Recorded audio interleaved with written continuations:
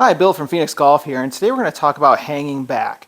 Basically, what that means is if you have a golf ball here and you're going to hit it, as you go to hit it, your weight stays on your right side, and you kind of this is going to show a drastic move here, but see how my weight just kind of like goes back, and then I end up kind of like flipping the ball, and so I'm adding loft to it. So I'm not driving through the ball, so I'm adding loft. It's not going to go as far. So I want to say here's a quick drill to help you that I felt helps me to drive the ball instead of hanging back. So it's kind of twofold. One thing is if you can feel like you're hitting a punch shot and driving, because if you're hitting a punch shot, you got to feel like you're driving low. You're kind of driving the ball low, and then as it rises up, and that's the feeling you want. So there's a couple different ways to get to that feeling. A couple ways is like a split grip. So as you go back, feeling like you're really driving down, kind of like a hockey player, and putting all your energy into the ball, because if you have a split grip and you start to fade, you're not even going to get close to the ground. So with this split grip, you kind of feel like you can go towards the ground. So that's one drill that'll really help. Again, feeling like you're hitting a punch shot. But this other drill that I really have come to like is basically taking the ball and instead of, so this is like a 9-iron. So obviously a 9-iron would be more towards the center of my stance. It's putting the ball up almost past like where a driver would be. So that way, as I go back, if my weight's on the right side, as I go, I'm not even going to get close to the ball, and I'm definitely going to not be able to hit a punch shot.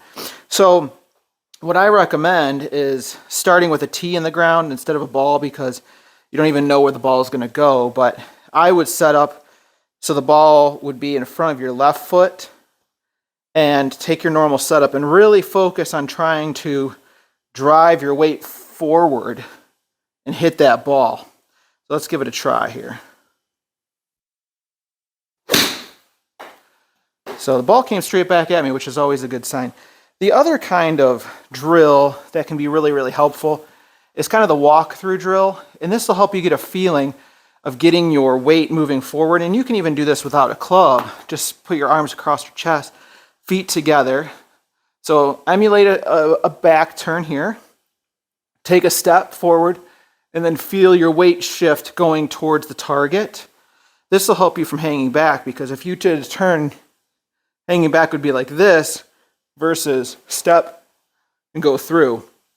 Now you can even incorporate that a little bit farther with a swing, which would be as you hit the ball to literally kind of walk through. So to take your swing and then take a step and go through. Now it's hard to hit a ball. Again, I always say start with a tee, but this will give you an idea here as I do it in slow motion. So you take the club to the top, and as I go down, walk right through the ball. So that'll help you prevent from hanging your weight back because you're feeling like you're moving towards it. And then go back and try to hit a few where you're driving the ball through versus hanging back, because it is unfortunately a common problem, and I tend to even do it with longer clubs because you're thinking you got to get the ball in the air. But as far as avoiding that and trying to fix that, those are a couple drills that I recommend, and hopefully you like them. If you do like these tips and drills that I'm providing, please like and subscribe. I'd really appreciate it.